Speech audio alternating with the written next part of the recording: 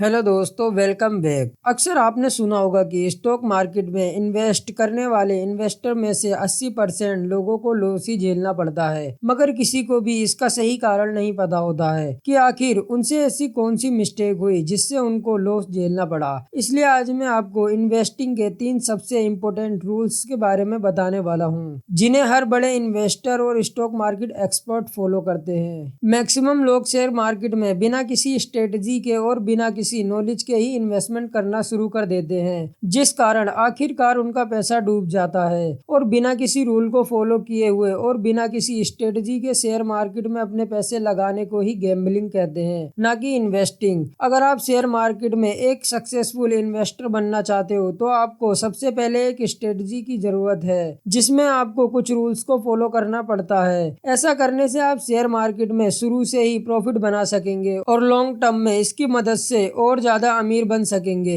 इस वीडियो को आखिर तक जरूर देखिएगा ताकि आप इन सारे रूल्स के बारे में अच्छे से जान सके और शेयर मार्केट में बिगनर होने के बाद भी काफी सारा पैसा बना सके। तो चलिए शुरू करते हैं। Rule number 1, focus on learning. दोस्तों, वॉरेन बफेट कहते हैं, the more you learn the more you earn. तो ये लाइन स्टॉक मार्केट में एक सक्सेसफुल इन्वेस्टर बनने के लिए बहुत ही ज्यादा इम्पोर्टेंट है। स्टॉक मार्केट के बारे में आप जितना ज्यादा नॉलेज गेन करेंगे, आप उतने ही पैसे कमा सकेंगे। कई सारे लोग स्टॉक मार्केट के बारे में सिर्फ थोड़ी बहुत बेसिक नॉलेज लेकर अपना पैसा इन्वेस्ट करते हैं और इसी कारण उन्हें काफी लॉस भी झेलना पड़ता है। अगर आप चाहते हैं कि स्टॉक मार्केट में मल्टी बैगर प्रॉफिट बना सके तो सबसे पहले आपको स्टॉक मार्केट के बारे में काफी कुछ सीखना और समझना होगा। इसके लिए बुक्स पढ़ना सबसे बेहतरीन तरीका है, जैसे कि द इंटेलिजेंट इन्वेस्टर और little book of common sense investing. ये किताबें आपको सक्सेसफुल इन्वेस्टर बनने में काफी मदद करेंगी। ये किताब आपको स्टॉक मार्केट को समझने में, अच्छे स्टॉक को चुनने में और फंडामेंटल एनालिसिस करने में काफी मदद करेगी।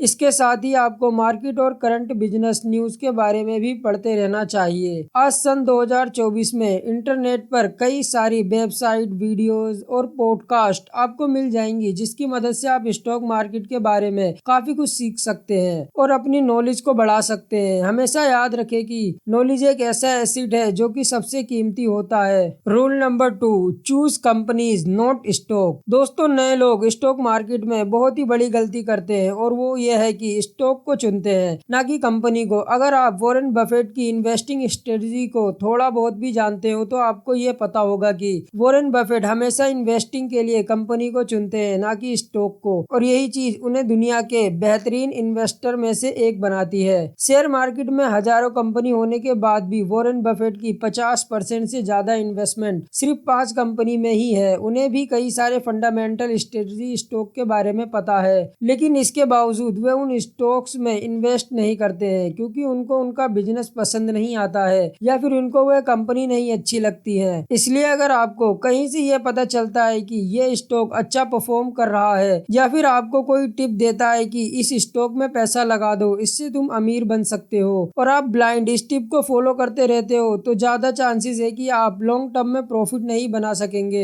और हो सकता है कि आपको वहां से लॉस भी झेलना पड़े। इसलिए आपको स्टॉक मार्केट में पैसा इन्वेस्ट करने के लिए कुछ कंपनी को चुनना चाहिए और उनके फंडामेंटल को पढ़ने के बाद ही इनमें पैसे इन्वेस्ट करने चाहिए। अगर आप सही कंपनी चुनते हो, उनके फंडामेंटल, फ्यूचर बिजनेस और परफॉर्मेंस का एनालिसिस अच्छे से करते हो, तभी आप एक अच्छे इन्वेस्टर बन सकते हो और बहुत ही ज्यादा प्रॉफिट भी बना सकते हो। Rule number 3, diversification. Don't put all your egg in the same basket. यानी डाइवर्सिफिकेशन एक अच्छी चीज है जो आपको हर एक स्टॉक मार्केट एक्सपर्ट फॉलो करता दिख जाएगा। डाइवर्सिफिकेशन का मतलब ये है कि आपको अलग अलग सिक्योरिटीज में अपने पैसे इन्वेस्ट करने चाहिए, ना कि किसी एक पार्टिकुलर टीम में। आपको कुछ पैसे इक्विटी में लगाने चाहिए, कुछ बॉन्ड में, कुछ रियल एस्टेट में, और ऐसे ही अलग अलग फील्ड में डाइवर्सिफाई करके हमेशा बैलेंस पोर्टफोलियो मेंटेन करना चाहिए। इक्विटी में भी आप अलग अलग सेक्टर में और मार्केट कैप में स्टॉक भी चुन सकते हो, जिससे कि आपका इक्विटी इन्वेस्टमेंट बैलेंस रिस्क पर रहेगा।